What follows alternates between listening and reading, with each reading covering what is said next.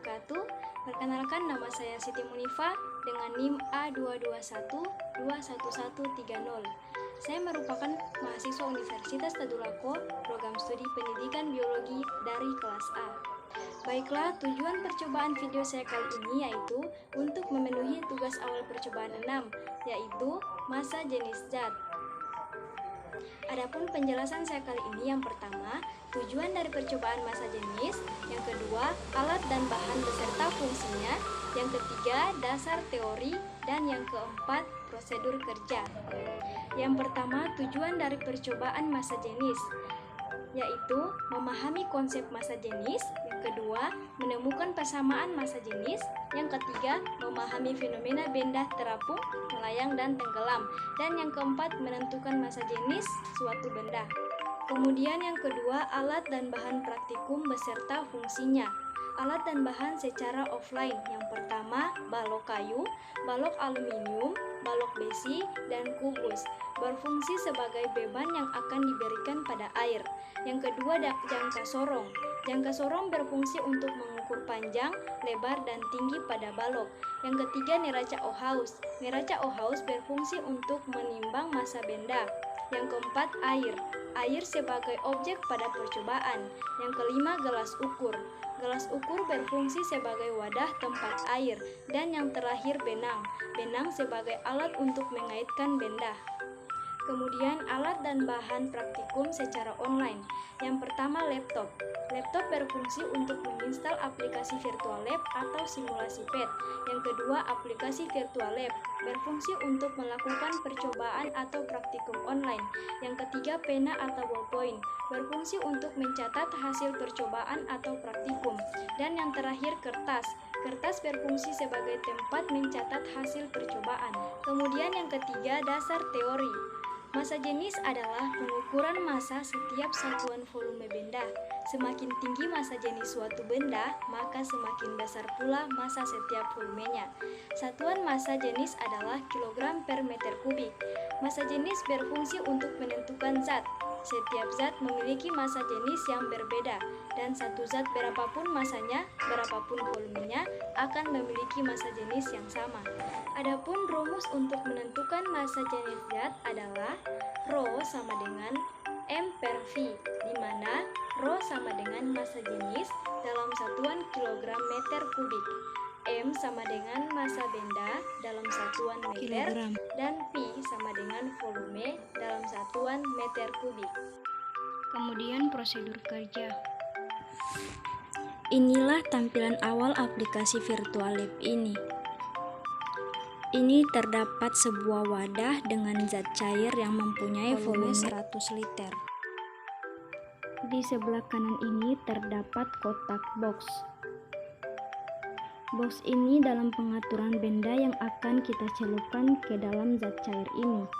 Ada custom, ada sem mass, massa yang sama, ada sem volume, volume yang sama, sem density, massa jenis yang sama, dan misteri.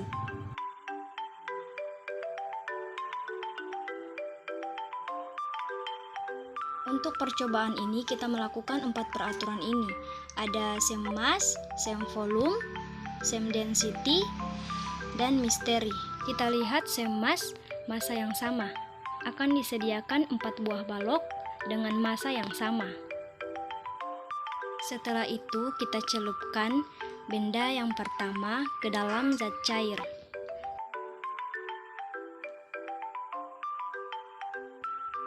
Kemudian catat dan apa perubahan volumenya.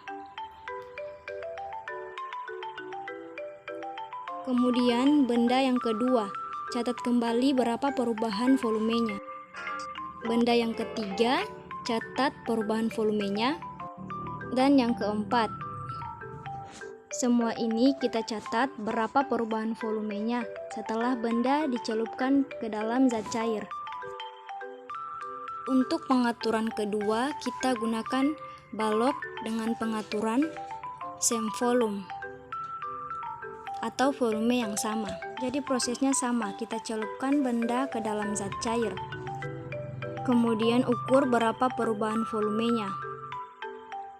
Benda kedua, ukur berapa perubahan volumenya. Dan yang ketiga, berapa perubahan volumenya. Selanjutnya, cara yang ketiga yaitu same density. Ada 4 massa jenis yang sama. Silakan celupkan ke dalam air, ukur berapa perubahan volumenya. Yang kedua, ukur berapa perubahan volumenya. Dan benda yang ketiga serta benda yang keempat, berapa perubahan volumenya. Selanjutnya, pengaturan yang terakhir yaitu misteri. Di sini disediakan 5 kotak. Di sini tidak dilihat atau tidak ditentukan berapa masanya, berapa volumenya, berapa density-nya. Untuk mengukur masanya, silakan naikkan ke dalam timbangan.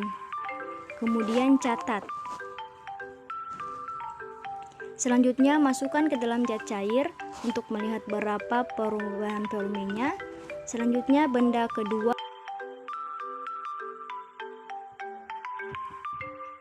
kita ukur berapa masanya, kemudian catat. Selanjutnya, ukur kembali berapa perubahan volumenya. Jadi seperti itulah.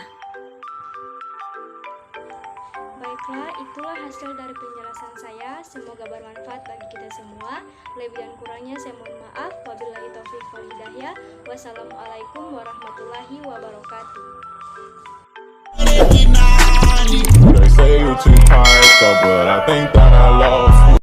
Mama, party girl, she just want